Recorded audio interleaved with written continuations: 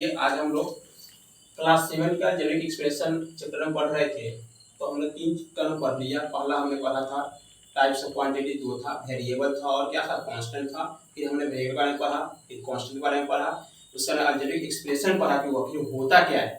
आज हम लोग पढ़ेंगे, आज छोटा सा टॉपिक और पढ़ेंगे जिसका नाम है terms of N algebraic expression. Term ये होता क्या है, थोड़ा सा इसको पढ़ लेते हैं। The different parts of algebraic expression separated by the sign plus or minus are called the terms of the expression, या इसी को अलजेब्रिक एक्सप्रेशन कहेंगे। मतलब क्या है कि बहुत जो अलजेब्रिक एक्सप्रेशन है उसमें कुछ पार्ट्स होते हैं, वो पार्ट्स जो है किससे सेपरेट रहते हैं, तो प्लस और माइनस दो साइन से क्या रहते हैं, सेपरेट अलग अलग रहते हैं, दो साइन से प्लस और माइनस से। उसी टर्म को हम लोग क्या बोलते हैं, उसी टर्म को हम लोग टर्म बोलते हैं, उसी को अलजेब्रिक एक्सप्रेशन ऑफ टर्म बोलते हैं। चलिए छोटा सा एग्जांपल हम लोग समझ लेते हैं। जैसे हमने 5 - 3x ले लिया या 2x + 3 ले लिया।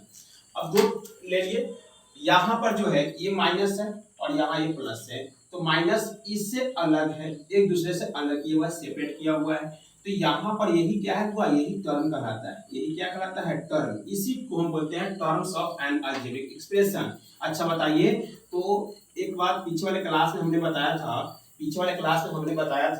इसका नाम क्या है, तो इसका नाम है अलजेब्रिक एक्सप्रेशन। इसका नाम क्या है, अलजेब्रिक एक्सप्रेशन। ठीक, एक्सप्रेशन, इसका नाम क्या है टोटल का, अलजेब्रिक एक्सप्रेशन। इस दोनों का नाम है अलजेब्रिक एक्सप्रेशन। लेकिन इसमें अगर बोलेगा 5 क्या है, तो टर्म है, तो क्या है, टर्म्स ऑफ क्या चीज का, अलजेब्रिक एक्सप्रेशन का टर्म है। फिर पूछेगा 3x क्या है, तो 3x term of algebraic expression है। फिर उस तरह से पूछेगा 2x क्या है, तो 2x भी है, वो टर्म ऑफ अलजेब्रिक एक्सप्रेशन है। फिर पूछेगा 3 क्या है, तो 3 भी इसमें टर्म ऑफ अलजेब्रिक एक्सप्रेशन है। तो एक बात, अभी छोटा सा टॉपिक था, हम समझ गए कि जो प्लस और माइनस इस दोनों साइन से सेपरेट रहता है, अलग अलग रहता है, वो क्या होता है, अलजेब्रिक एक्सप्रेशन का टर्म होता है। तो कोई पूछेगा कि इस दोनों टर्म को अलग अलग लिखिए, तो आप लोग लिख सकते हैं। कैसे, देखिए जैसे ये दो टर्म का बना, एक में 5 आया और दूसरा क्या आया, -3x आया। फिर उसी तरह से यहाँ बोलेगा तो यहाँ बोलिएगा तो क्या होगा, ये 2x आया और यहाँ पर +3 आया, एक टर्म बन गया, एक दूसरा टर्म बन गया। तो टर्म के पहचाने का हम लोग तरीका सीखिए, इस तरह से हम लोग पहचान लेंगे। इस वीडियो में इतना ही।